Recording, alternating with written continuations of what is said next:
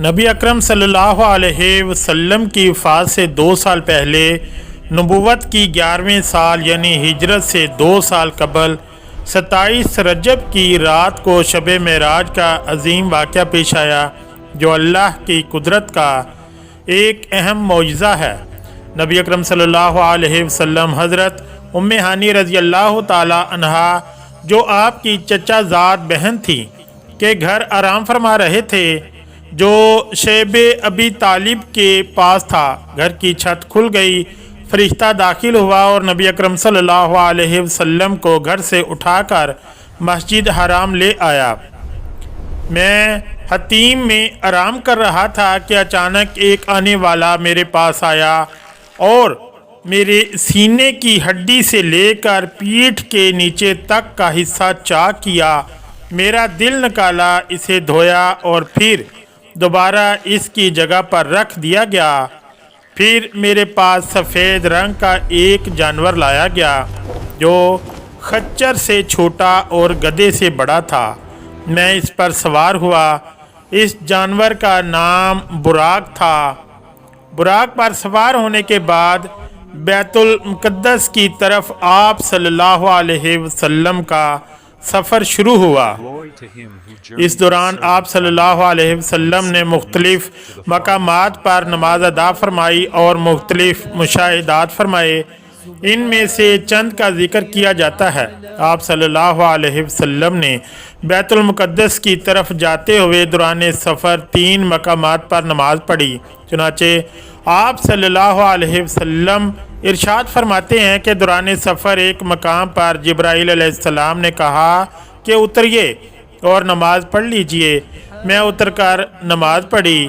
جبرائیل علیہ السلام نے عرض کیا کہ معلوم ہے کہ آپ نے کہاں پر نماز پڑھی ہے؟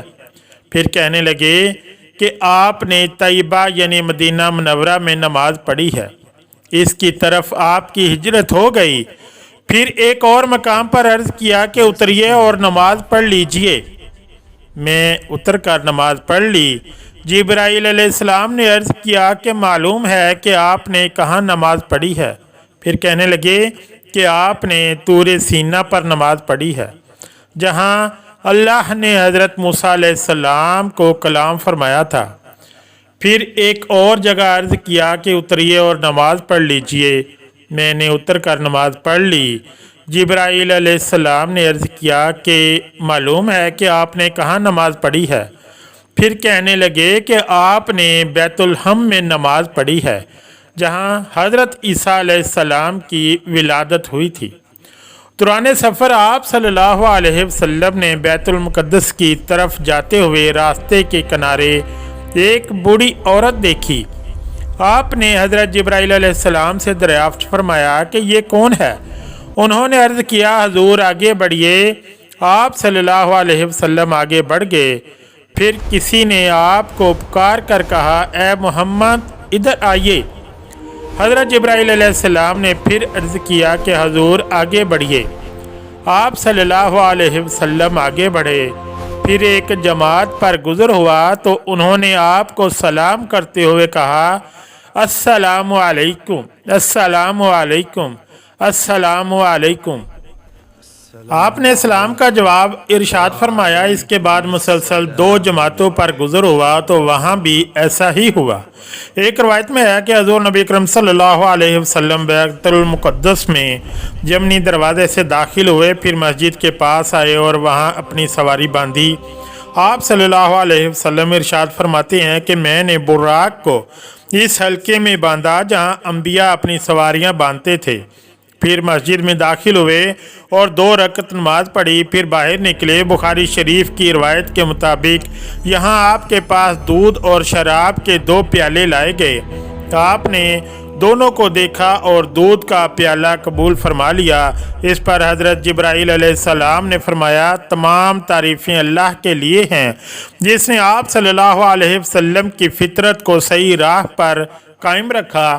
اگر آپ صلی اللہ علیہ وسلم شراب کا پیالہ قبول فرماتے تو آپ کی امت گمراہ ہو جاتی۔ پھر بیت المقدس پہنچنے کے بعد حضرت جبرائیل علیہ السلام نے عرض کیا کہ وہ بوڑھی عورت جسے آپ نے راستے میں دیکھا تھا وہ دنیا ہے، اس کی عمر بہت कम बाकी रह गई है। जिसने आपको अपनी तरफ बुलाना चाहा था वो अल्लाह का दुश्मन इब्लीस था, जो चाहता था कि आप इसकी तरफ माइल हो जाएं।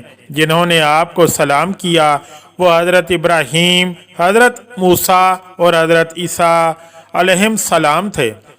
ये सफ़र करते करते हमारे प्यारे आका सल्लल्लाहु अलैहि वसल्लम बैतुल मुक़द्दस में पहुँचे, जहाँ तमाम अम्बिया जमा थे। हज़रत जिब्राईल अलैहिस्सलाम ने आपको आगे किया तो आपने इनकी इमामत फरमाई। नमाज के बाद सबसे पहले अल्लाह के खलील हज़रत इब्राहीम अलैहिस्सलाम ने फरमाया, तमाम तारीफ़ें अल्लाह के लिए हैं जिसने मुझे खलील बनाया, मुझे अपना फर्मा बरदार बंदा बनाया, मेरी औलादों पर भी बरकत दी, मुझे आग से नजात दी और मुझ पर सलाम भेजा। इसके बाद हज़रत मूसा अलैहिस्सलाम ने फरमाया, तमाम तारीफ़ें अल्लाह के लिए हैं जिसने मुझे कलाम किया, मुझे अपनी रसालत के लिए मुंतखब किया, मुझे अपने करीब किया, मुझ पर तौरात नाज़िल फरमाई, मेरे हाथ में फ़िरऔन को हलाक किया और मेरी कौम बनी इसराइल को नजात दी। इसके बाद हज़रत सुलेमान अलैहिस्सलाम ने फरमाया, तमाम तारीफ़ें अल्लाह के लिए हैं जिसने मेरे लिए हवाएं, जिन्नों और इंसानों को मुसख्खर फरमा दिया, शयातीन को भी मुसख्खर फरमा दिया और वो काम करते हैं जो मैं चाहता हूँ। इसके बाद हज़रत ईसा अलैहिस्सलाम ने फरमाया, तमाम तारीफ़ें अल्लाह के लिए हैं जिसने मुझे तौरात और अंजील दी, मुझे पैदाइशी अंधे और कोढ़ी को शफा देने वाला बनाया, मुर्दों को ज़िंदा करने वाला बनाया, मुझे आसमान पर उठाया, मुझे काफरों से पाक किया और मुझे और मेरी माँ को शैतान के शर से महफूज रखा।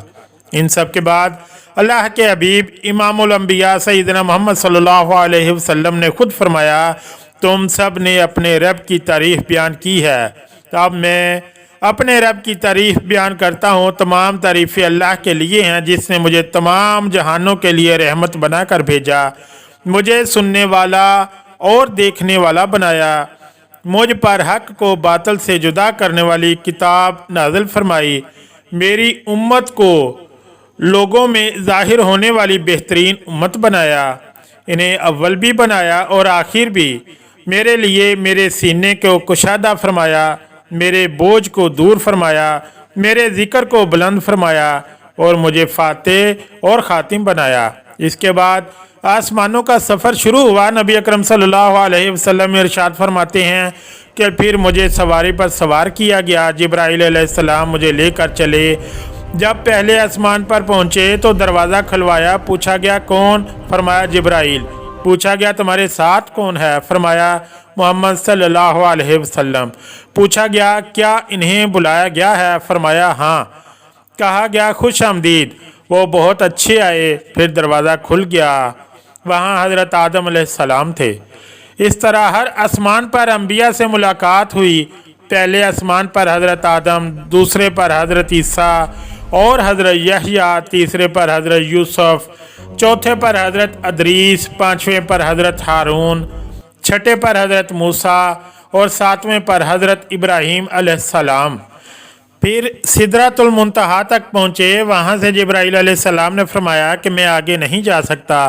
फिर आप सल्लल्लाहु अलैहि वसल्लम अकेले आगे बढ़े और अल्लाह के कुर्ब तक पहुँचे, जहाँ ना मकान था ना ज़मा, बस अल्लाह की ज़ात और इसकी सफ़ात थीं। वहाँ अपने अल्लाह ताला को सजदा किया और फिर अपनी उम्मत के लिए 5 नमाज़ें लेकर वापस आए। वापसी में जन्नत और जहन्नम की सैर करवाई।